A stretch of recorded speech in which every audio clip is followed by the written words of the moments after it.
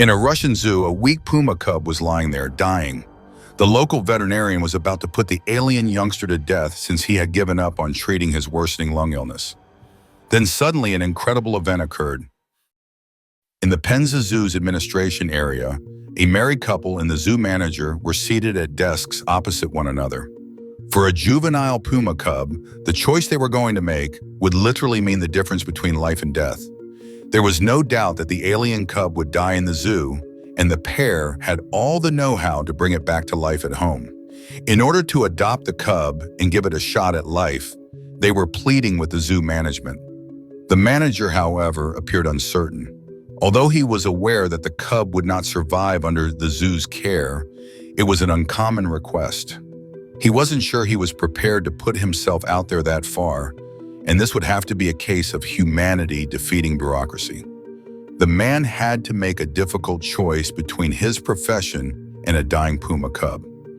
3 puma cubs were born in San Zoo, including Messi. He and his brothers Suarez and Neymar were given names derived from well-known worldwide soccer players in honor of the Russian city hosting 4 World Cup group stage games. Things took a turn for the worse when Messi was sold to the Penza Zoo at the age of 3 months. A few days after getting at the Penza Zoo, the baby puma started coughing, and it only got worse over the next few weeks. Messi ultimately stopped eating entirely after losing his appetite. He shed a significant amount of weight. His limbs became skeletal rods that could hardly support his body. Messi was also sluggish, spending all of his time in the darkness at the rear of his cage and only rising up to obtain a glass of water. Life was really awful now. Messi appeared to be aware that he was slowly dying. It was a rare weekend off for Maria and Alexander Dmitriev. Both worked as psychologists in Penza, a city in Western Russia. Even though they had hectic days, their evenings were particularly disorderly.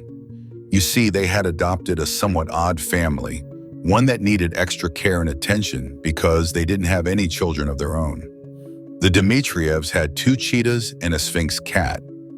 They made the decision to visit the Penza Zoo on this specific Saturday in order to make the most of their free day. It was well known for its collection of animals, which included lions, monkeys, bears, and an amazing array of birds from throughout the globe. Maria and Alexander passed an apparently deserted enclosure 3 ice creams into their adventure. For a long time, they stood and gazed. Both were aware that wild animals were experts at hiding their identities. They may be hiding something they couldn't yet see. However, Maria was the first to notice the little feline. It lay just at the rear of the cage, deep in the shadows. Alexander pointed to the sign, which she initially mistook for a puma. The cub was very feeble. It just twitched its ears when Maria made a clucking sound with her tongue. Alexander became worried at once. This youngster was obviously in a lot of trouble. It appeared as though it wasn't long for this world because it was ill and weak. Distracted now, Maria and Alexander ripped themselves out of the enclosure and walked about the zoo for another hour. Neither of them was able to get the weak puma cub out of their heads. Alexander finally came to a complete halt. He gazed at Maria while resting his hands on his hips. She shook her head and grinned, knowing what was about to happen. Alexander proposed that they locate the Penza Zoo's manager and attempt to discuss the puma cub's health with him before she had a chance to voice her concerns or objections. Then, before Maria could protest, Alexander turned on his heels. Nor, to be honest, was she going to. She had no intention of protesting. 10 minutes later, they were seated across the desk from the zoo's acting manager, Konstantin Andreev. Konstantin scowled when Alexander raised the subject of the puma cub. He had recently assumed the role at the zoo and was well aware of the cub's state. The veterinarian from the zoo had seen the cub, but he was unable to determine the cause of the problem. Messi was losing weight daily, not eating, and suffering from a severe lung illness. Maria cut me off. She informed Konstantin that they already had 2 cheetahs and a Sphinx cat. Their human cat family would be the perfect home for the juvenile puma, and they were experienced in caring for huge cat species. Messi would receive all the love their family could give him, both human and feline. and the type of individualized attention he needed to recover.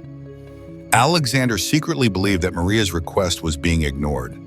He kept a close eye on Constantine. What were their chances of saving a puma cub from a prominent and influential local institution such as the Penza Zoo? To his astonishment, however, Constantine was thinking about the idea. He began to inquire about the Dmitriev residence's living circumstances. In particular, he was concerned about the health of the family's 3 cats. Then he briefly buried his face in his hands. Maria and Alexander were both astonished by what he said next. Constantine informed them that the veterinarian, not him, had decided to grant Messi an additional week to recover. The juvenile puma would be put down more quickly if he didn't. Maria pleaded once again for Messi to accompany them home. They would provide the cub with the greatest veterinary care possible and have the perfect habitat for him. She and Alexander, together with their other large cats, would be the best people to nurse the cub back to health. Around the corners of Alexander's mouth, a little smile formed. It was evident to him that Maria had won Constantine over.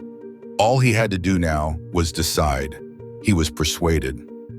The ailing puma cub arrived into its new home a week later and immediately joined the Dmitriev family. But you'll be shocked by what transpired next. The veterinarian who treated the other large cats at the Dmitriev residence was summoned right away. He got there an hour after Messi, and he gave the puma cub a thorough medical examination right away. When he was finished, he informed Maria and Alexander that the proper medications may cure the lung infection. No more than a week should pass. Messi's hunger ought to recover on its own after that. Meanwhile, Maria and Alexander worked on making plans for the future of the puma. They made many unsuccessful phone calls in an attempt to locate a wildlife trainer who might ease Messi's transition to domestic life. Alexander finally proposed that, of all people, they go to a dog trainer. Maria laughed at the notion at first, but as it became apparent that the Dmitrievs had no choice, they tentatively called a reputable local dog trainer. It was perhaps more curiosity than anything else that led him to accept Messi as a pupil right away. Messi began to enjoy the weekly training sessions as his health improved, and within 3 weeks, he was able to follow simple instructions. He became the star of the dog training school in less than a month. However, Alexander thinks it could be related to his capacity to frighten his classmates, all of whom are dogs, of course. Back home, Alexander converted their hallway into Messi's own hideout, replete with a tree in the corner and a comfortable hiding place. To provide the puma a place to scratch, he constructed the walls out of bamboo. After that, he put in a mirror wall so Messi could go down the corridor and look at his reflection. Soon, however, Messi's favorite activity was scaling the toilet window and looking out over the expansive grassy grounds of his new home. Alexander clarified that Messi was exactly like any other cat, give or take 100 pounds, when neighbors began asking about the animal. If you ignore his size, Messi behaves like any other household cat, displaying all the traditional feline mannerisms. Messi enjoys playing with plush toys. A Brazilian journalist gave him a little soccer ball, and although he may not be as good at passing or dribbling as his illustrious namesake, Messi loves to smash the ball about and frequently uses it as a chew toy.